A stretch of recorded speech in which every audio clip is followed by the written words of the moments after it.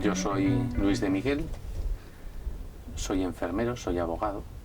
Me defino siempre como un enfermero con toga, porque para mí mi trabajo siempre ha sido la enfermería, el cuidar gente. Y ahora, desde la abogacía, pues sigo haciendo lo mismo, que es cuidar gente con problemas. Mayormente son problemas que tienen que ver con la salud, o con el derecho de consumo, con lo que es la convivencia, lo que es la corrupción.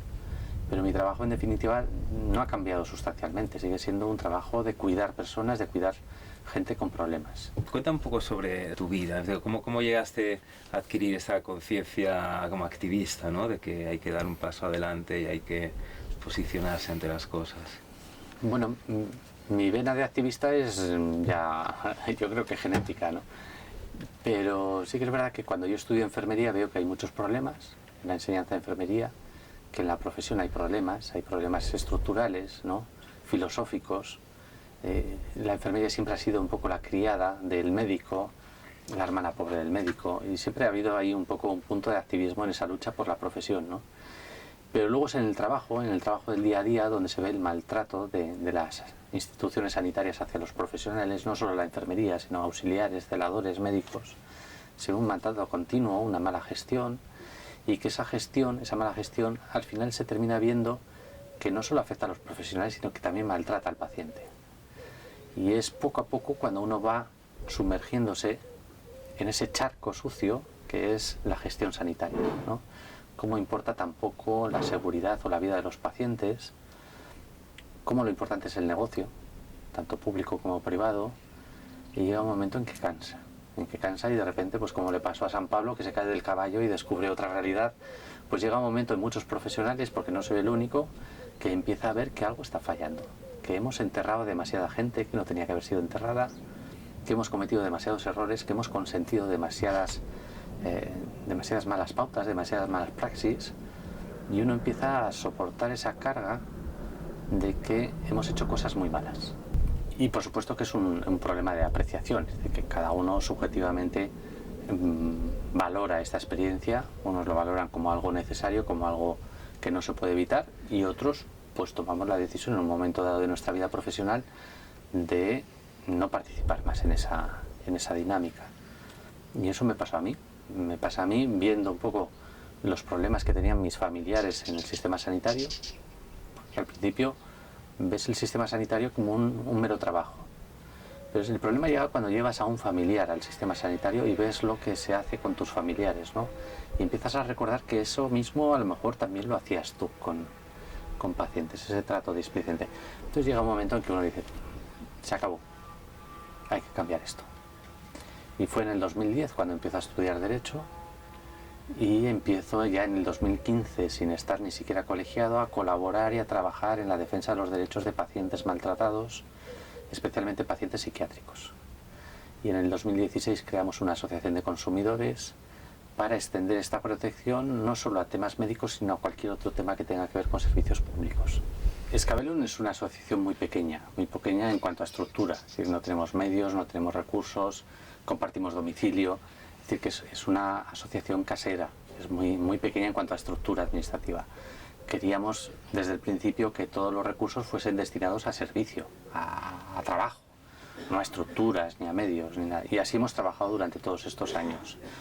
Somos muy pocos, somos unas 10-12 personas, y desgraciado, afortunadamente, el grueso del trabajo me toca a mí, que soy el abogado, ¿no? Pero realmente no tenemos tampoco ni siquiera la idea o el espíritu de constituir algo grande, sino de constituir algo que sea funcional. Si tenemos que crecer, que es lo que nos está pasando ahora, pues crecemos, pero siempre y cuando sirva para algo. O sea, tener números por tener números no nos interesa. Si tenemos que abrir delegaciones o hacer pequeños grupos locales, si sirven para algo lo haremos, ¿no? Pero en principio, desde el 2016 somos una muy pequeña asociación de consumidores que simplemente lo que quiere es dar un servicio a cualquier ciudadano. Cuando empieza la pandemia, cuando empieza esta crisis político-sanitaria, lo que nos encontramos es desbordados. Llevábamos ya varios pleitos en la Audiencia Nacional, en el Tribunal Supremo, llevábamos ya bastantes pleitos y la pandemia nos termina por saturar.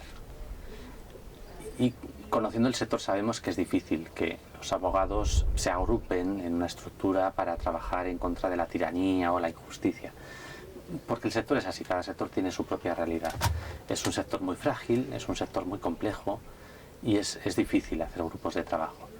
Lo que siempre ha existido desde hace muchísimos años es el concepto de clínica legal, que es un lugar donde juristas se reúnen para trabajar, para debatir, para generar documentos, para generar demandas. Y se nos ocurrió al principio de la pandemia proyectar esta idea.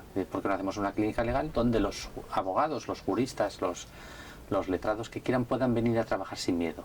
Nadie va a saber quiénes están en la clínica, no va a haber censuras, no va a haber límites, cada uno aprovecha de sí mismo lo que quiere, participa libremente y ya está. Y pensábamos que iban a venir 4 o 5 abogados a colaborar y nos hemos encontrado con unos 30, 32 ya somos, trabajando en distintos grupos sobre distintas materias. Está arrancando ahora, pero lo que sí que es cierto es que la idea permite que los juristas trabajen con total independencia y libertad. Y esa es la parte más bonita que yo como jurista Nobel, es decir, como jurista enfermero, creo que es de las experiencias más bonitas que he tenido yo como abogado. El trabajar en un equipo de trabajo con cariño, con afecto y con ilusión. No me imaginaba nunca abogados con 20, 25 años de experiencia introducirse en una clínica legal de este tipo y trabajar desde la posición en la que a ellos les gustaría trabajar todos los días, ¿no? Con esa ilusión, con ese empuje. Y bueno, ahora estamos empezando a andar y está teniendo un funcionamiento muy bonito. ¿En qué medida la legislación aún nos puede servir como escudo, ¿no? ante todo este abuso? Bueno, pues parto de la ventaja de que nunca he creído que la ley funcione o que el sistema judicial funcione. Jamás. Pero sí que es verdad que son las reglas del juego y hay que aprovecharlas. Y nuestro trabajo es un trabajo instrumental.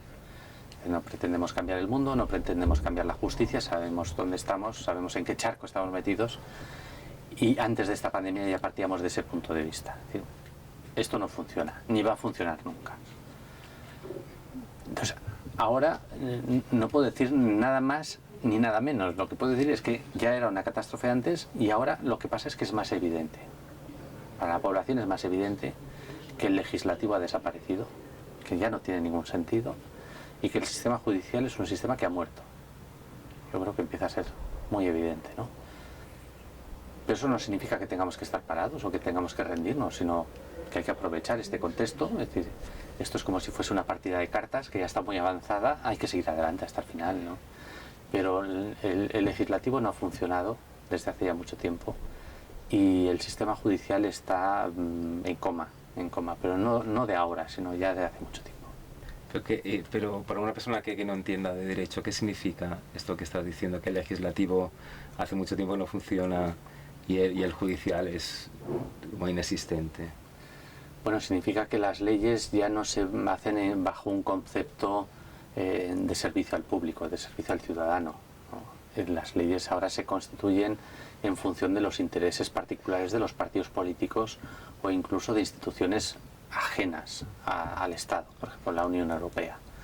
Desde el momento en que España entra en la Unión Europea pierde su soberanía y sus leyes casi siempre están condicionadas a directivas europeas, con lo cual tener un legislativo en un país como España vendido o regalado a la Unión Europea, pues prácticamente reconocer que no somos ya ni siquiera un Estado-nación, ¿no?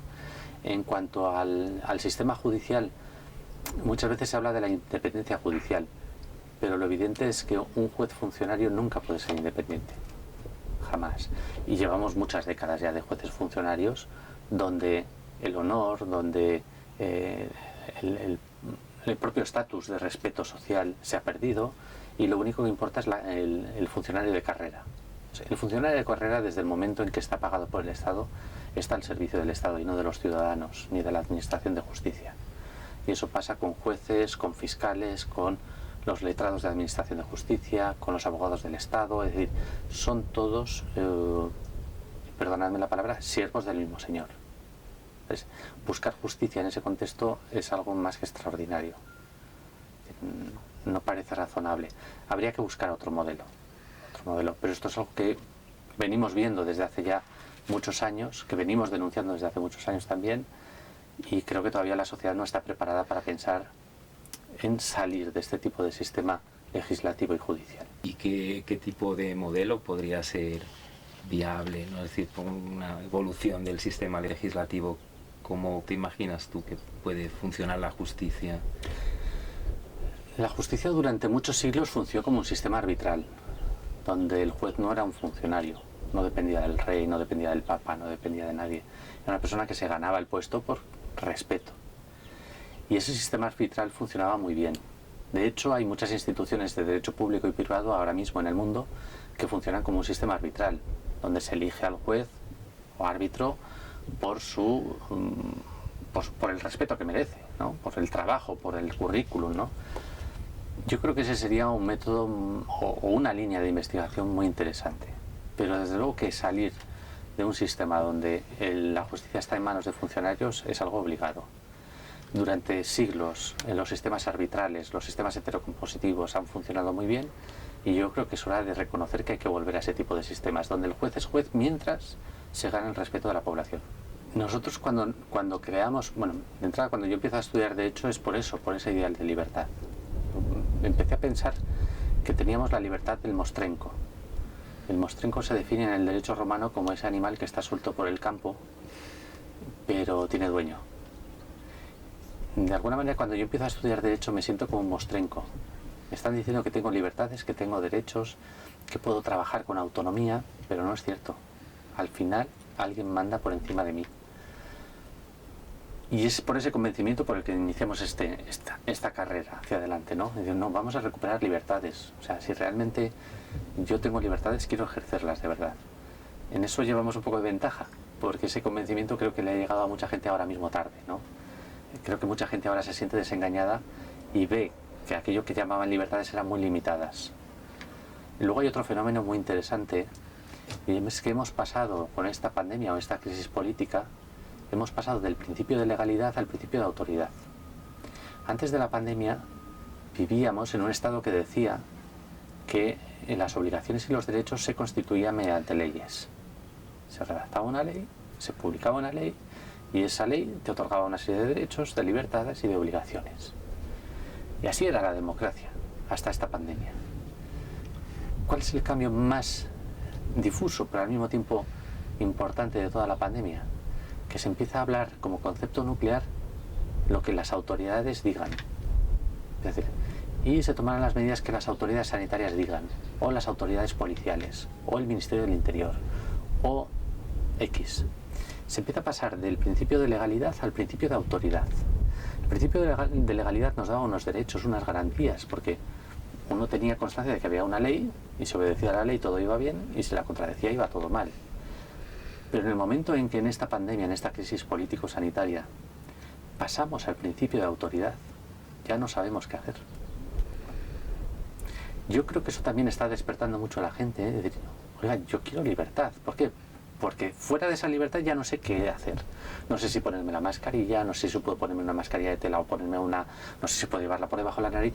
No sé qué hacer porque no hay una ley. Me están diciendo que tengo que obedecer a la autoridad. Y la autoridad cambia cada día. Creo que esa disonancia, ese estrés social que se está generando, está haciendo que mucha población despierte y diga, oiga, es que hemos perdido todas las libertades. Es que ya no puedo viajar tranquilo, es que ya no puedo comer tranquilo, ya no puedo trabajar tranquilo. Me gustaría saber cómo y cuándo te diste cuenta de que todo esto era montaje. Bueno, a mí no me gusta ser adivino ni soy adivino, ¿no? Pero yo me acuerdo que hace ya un par de años empezamos a defender y a proteger profesionales de las terapias alternativas, ¿no? Instituciones de terapias alternativas. Y la acusación que se hacía a estos profesionales es que estaban practicando pseudociencias y que sus técnicas no tenían aval científico. Y ahí el gobierno y la oposición se lanzaron en una campaña criminal contra las terapias alternativas y contra las medicinas tradicionales, y los profesionales lo que me decían es, vamos a iniciar un pleito para defendernos porque lo nuestro sí que tiene evidencias científicas. Y yo me acuerdo que ya hace 2 años les decía, el problema no es la evidencia científica. O sea, los políticos no tienen ningún interés en la evidencia científica. Y me dicen, pues ¿qué pasa? Digo, los políticos lo que quieren es un monopolio. Lo que necesitan, igual que en la justicia, en la educación, en la banca, en las telecomunicaciones, en la prensa, lo que necesitan es tenerlo bien atado. lo que no pueden permitir es que el sistema sanitario tenga alternativas. Y lo que están buscando no es acabar con vosotros porque no tengáis evidencia científica, sino porque sois una alternativa. Esto es un paso más hacia un Estado totalitario. Esto es lo que empieza a oler. Bueno, a mí me llaman un poco conspiranoico y charlatán, ¿no? Pero íbamos probando que este era el camino que llevábamos. Y en enero ya se veía un espectáculo un poco dantesco, ¿no? Cuando había noticias tan disonantes en la prensa, había noticias muy bonitas, muy malas, muy catastróficas, había como una necesidad de generar mucho estrés social, y ahí ya se empezaba a oler algo raro. Nosotros estábamos invitados en Ginebra, en la sede de Naciones Unidas, como asociación, para hablar del abuso sanitario, el abuso médico, el abuso sanitario, especialmente el abuso psiquiátrico en España. Y esto estaba programado para el 9, 10 y 11 de marzo, y una semana antes, de principios de marzo, nos llaman de Ginebra y nos dicen que se suspende todo, que toda la actividad de Naciones Unidas queda suspendida por la pandemia. Y empezamos a pensar que algo raro estaba pasando, porque en España no se oía hablar ni de medidas, ni de estrategias, ni de nada, ¿no? Entonces empezamos a trabajar ya en esas fechas y empezamos a requerir a la administración explicaciones de qué estaba pasando y qué iban a hacer, y nosotros empezábamos a pensar que en algún momento nos iban a decir que iban a aplicar la Ley General de Salud Pública o la Ley de Medidas Especiales en materia de salud pública, que son las dos grandes leyes que tenemos en España para proteger a la población en pandemias. Y lo que nos encontramos el 14 de marzo es que hacen un estado de alarma. Y eso ya termina por darnos la prueba de que lo que estaba ocurriendo en España no era una crisis sanitaria, sino una crisis política y económica. Ahí es donde empezamos a trabajar, a ponernos a 100 a trabajar y a iniciar pleitos en el Tribunal Supremo, y a continuar nuestros pleitos en la Audiencia Nacional, y a continuar con nuestros pleitos en el Consejo de Transparencia, y a continuar esta batalla, porque desde luego que desde el primer momento el tufillo, como decimos los abogados, el fumus bonis iuris, el tufillo de buen derecho, no nos llevaba al convencimiento de que había una crisis sanitaria, sino una crisis política y económica. En un primer momento, cuando nosotros tenemos esa esperanza de que iban a aplicar la Ley General de Salud Pública o la Ley Orgánica de Medidas Especiales, teníamos la esperanza de decir, bueno, habrá alguien sensato aquí que tomará el timón del barco y lo conducirá pues como Dios manda, ¿no? Con la ley y el derecho, ¿no? En el momento en que Torra advierte que cierra la comunidad autónoma de Cataluña y minutos después Pedro Sánchez saca pecho y dice, no, el que va a cerrar España voy a ser yo, ahí ya vemos que absolutamente el Estado de Derecho ha desaparecido. En ese momento cuando empiezan a sacar la policía a molestar a los ciudadanos, a perseguir a los ciudadanos, a cerrar establecimientos, vemos que hemos entrado en una dinámica ya que nada tiene que ver con el Estado de Derecho y con la democracia. Y por lo tanto, a partir de ahí ya nos esperábamos cualquier cosa, y seguimos esperándonos cualquier cosa, porque el Estado de Derecho ha desaparecido. Hemos visto de todo en esta pandemia, ¿no? Todo tipo de posturas y todo tipo de posiciones.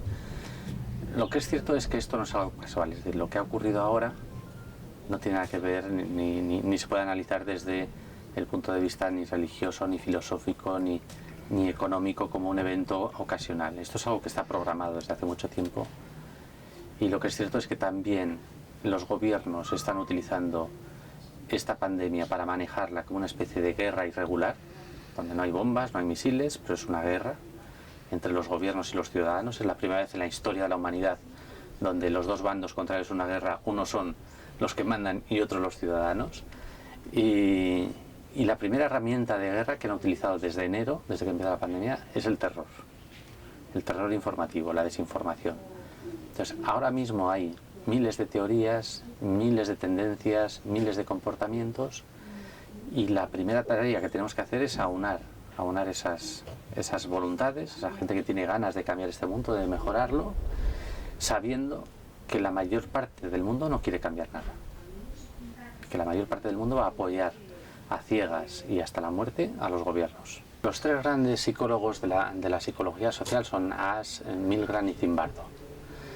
Si nos remitimos a ellos, Ash nos demuestra a las claras, ¿no? Y con sus propios experimentos, que la gente está muy condicionada por lo que hacen y lo que dicen los demás. La gente no suele discrepar, tiene esa tendencia a ser sumisa. Milgram lo que nos dice es que el 80% de la población está dispuesta a cualquier cosa por quedar bien ante el poder, incluso a matar a sus semejantes, y hizo sus experimentos y sus análisis, y Zimbardo lo que estudia y lo que nos enseña es que es muy fácil convertir a un ser humano normal en un monstruo.